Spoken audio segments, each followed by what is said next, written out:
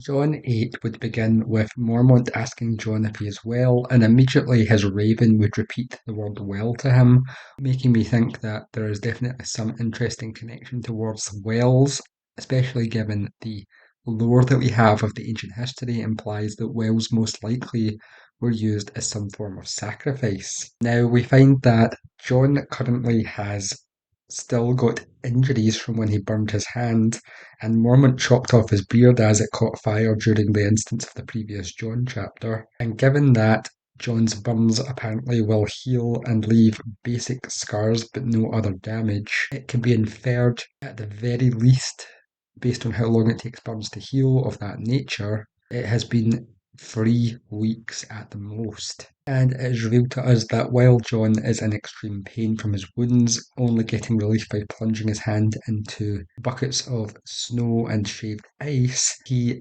dreams at night when he manages to finally sleep. And in those dreams, he sees the corpse attacking him again. However, this blue-eyed and black-handed creature has the face of Ned Stark, which raises some interesting questions as to the symbolism within this dream.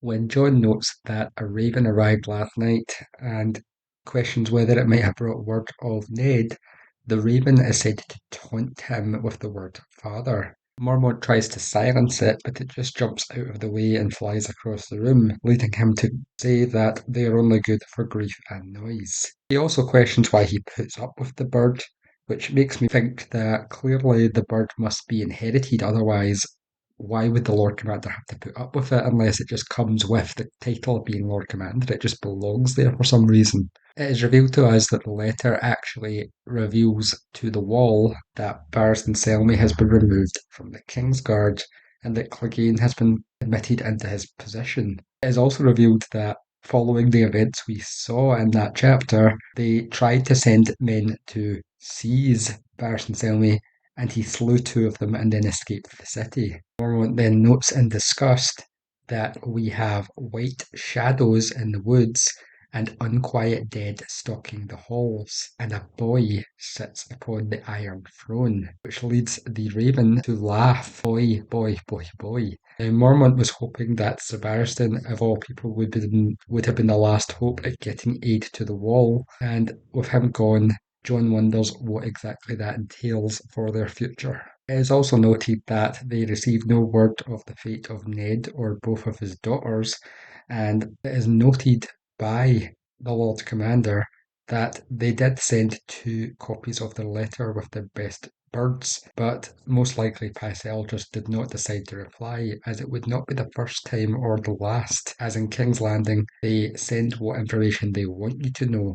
It is also noted by John that he knows that they are keeping information from him as well, as he is not being told any of the information regarding Robb riding south. However, Sam, as he has access to Mr. Eamon's letters, is secretly telling John all of the information. The Raven then goes on to scream about corn, while John is thinking about going south and believes himself a craven, leading the old bear to question John on how long it will be till he has the use of his hand, to which he replies, soon. So this would seem to imply that he is nearly at the 3-week healing period's end. Mormont then reveals a sword which he hands to John, which was his own sword that was damaged in the fire of the tower, leading to it having a new pommel and handguard put onto it. And at this point, when he tells John to take it, the raven echoes this, telling him to take it. The pommel of the sword is carved into a snarling wolf's head made of white stone, with chips of garnet set in it to give it eyes, making it appear to resemble Ghost. John then realises that the sword is actually made of Valyrian steel, and it is revealed to us that this is the ancestral sword of House Mormont, and they have held it for 5 centuries. The Lord Commander reveals that he passed it to his son when he joined the Night's Watch. However, clearly he has taken it back. Following Jorah's shame and exile, it was returned to the Lord Commander by his sister and then kept in storage in his chambers until the fire unearthed it. John remembers that when he was Bran's age, he had dreams of doing great deeds and becoming a hero, and he notes that one of these dreams involved him saving Ned and Ned giving him his sword as prize. This would mean that he was overstepping his brothers, And what kind of man stole his own brother's birthright, as no bastard could ever hope to wield a father's sword, which we know from the extended lore of this series is something that actually happens, as the bastard getting a sword from the father happens in the Targaryen dynasty and leads to the Blackfire rebellions. Jon tries to refuse it, but Mormont is not having it, and then notes that it was brave of him to fight this thing, and also that he fought quickly, bringing up fire, and that the Night's Watch should have known, they should have remembered the long night had come before. 8,000 years ago is a good while. If the Night's Watch don't remember, who will? Which the Raven then chimes in with who will. And given that there are multiple factions in this story who all claim to remember, it seems interesting that the Night's Watch is one of the ones that apparently doesn't. Jon is once again brought to thinking about his nightmares, in which he sees the other before him burning and slowly melting after he sets it alight, only again with Ned's face. Jon accepts the sword, but then immediately thinks to himself, Mormont is not my father, and the thought leaps into Jon's mind. Lord Eddard is his father. I will not forget him, no matter how many swords they give me. Yet he could scarcely tell Mormont that it was Lord Eddard's sword that he wanted in his dreams, and not the one that had been given to him. The sword originally was named Longclaw under the Mormonts, and the Raven here again repeats the word claw. We find that Jon is going to be given sword lessons from Ser Andrew, who is a man of Tarth, and he is coming from the Shadow Tower to assume the duties of Master at Arms, as Sir Alistair Thorne is now heading to Eastwatch by the Sea and is bringing the Hand of the White that goes tore off to King's Landing to lay it before Joffrey to get their attention. Mormont's reasoning here is that Sir Alistair came from King's Landing originally before he went to the Wall. He is a knight, highborn and anointed, with old friends still in court, makes him harder to ignore than other members that he could send. When Mormont calls Alistair a crow, the Raven repeats this, and Jon seems to think that the Raven sounds faintly indignant towards this fact, which shows that it is either annoyed or does not like the use of this word. So as Jon leaves the commander's tower, his friends ambush him outside in order to see the new sword, and it is revealed to us that Alder helped Pate carve the stone for the pommel, and that Sam was the one who apparently bought the garnets for the eyes of the pommel in Mole's Town. And it is also revealed to us that Donal Noy is in the forge and is the one who made the blade anew for the Lord Commander, as some of the boys witnessed him bringing the sword to them. And Pip makes the comment that the Night's Watch is thousands of years old, but he'd wager that Lord Snow is the first brother ever honoured for burning down the Lord Commander's tower, which makes me think, given the historical lores,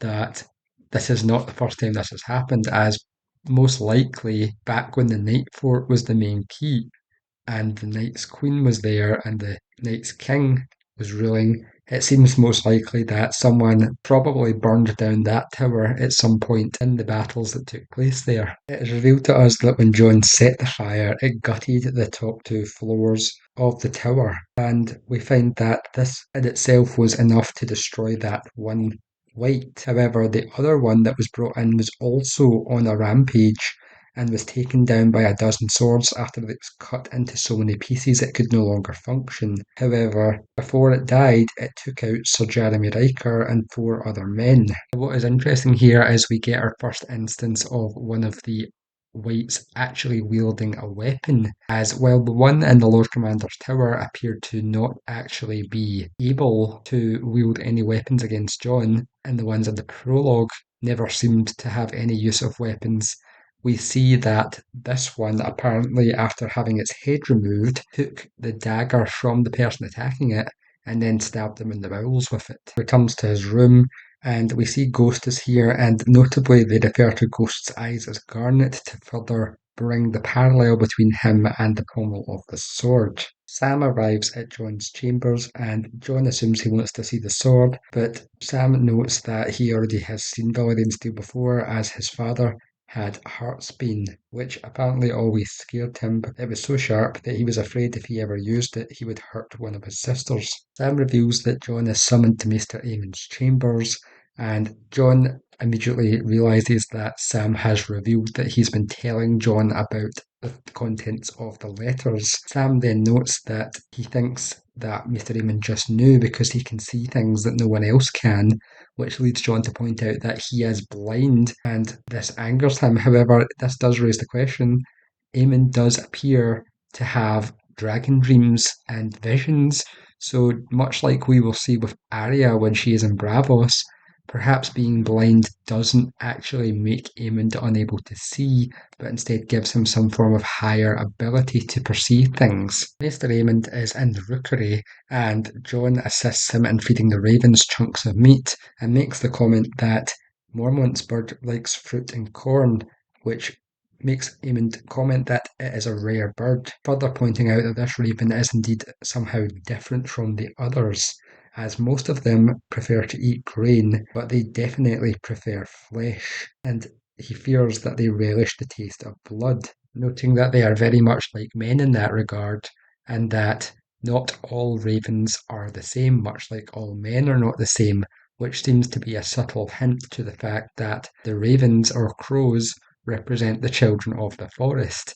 who, much like the human beings, have more than one faction at play. Mr. Raymond notes that doves and pigeons can also be trained to carry messages, however, the ravens are better suited because they are stronger at flying, larger, bolder, and far more clever, and able to defend themselves against hawk attacks.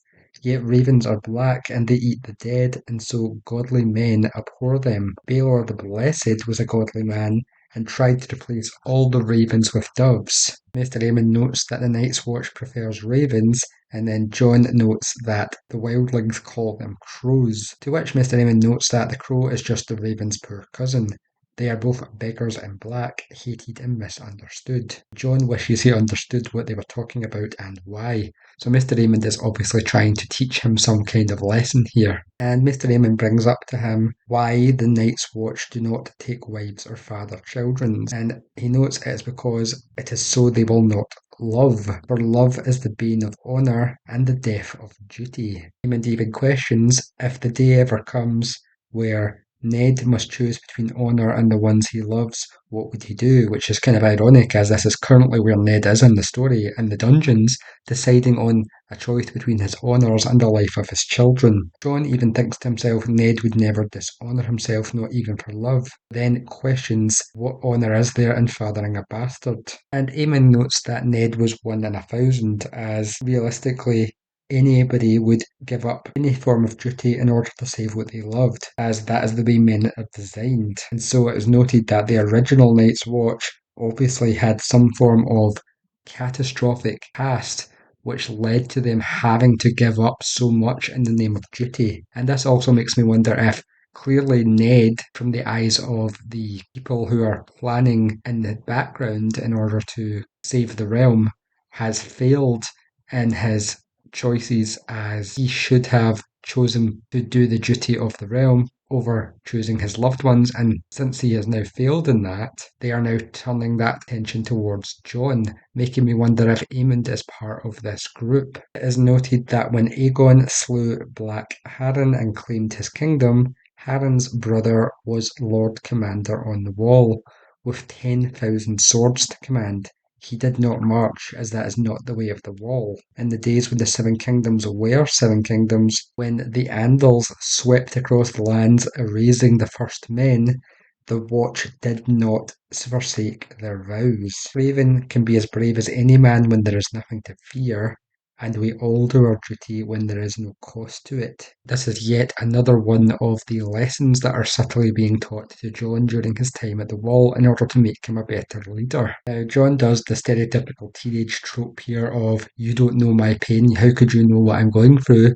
And then Maester Aemon turns to him and questions, do you think you're the first person to ever have to deal with this? And then notes that 3 times the gods tested him and his vows. Once when he was a boy, once when he was a man, and once when he had grown old, and received the word from the south of the destruction of his house, and yet he could do nothing to stop it. He then reveals to Jon that for the many, many years he has been alive, he has been bound in service since he took his vows at the Citadel, and then came to Castle Black. His father was Makar, first of his name, and brother Aegon reigned after him. His grandfather named him for Prince Aemon the Dragon Knight, who was his uncle or his father depending on which tale you believe. Aemon is a Targaryen.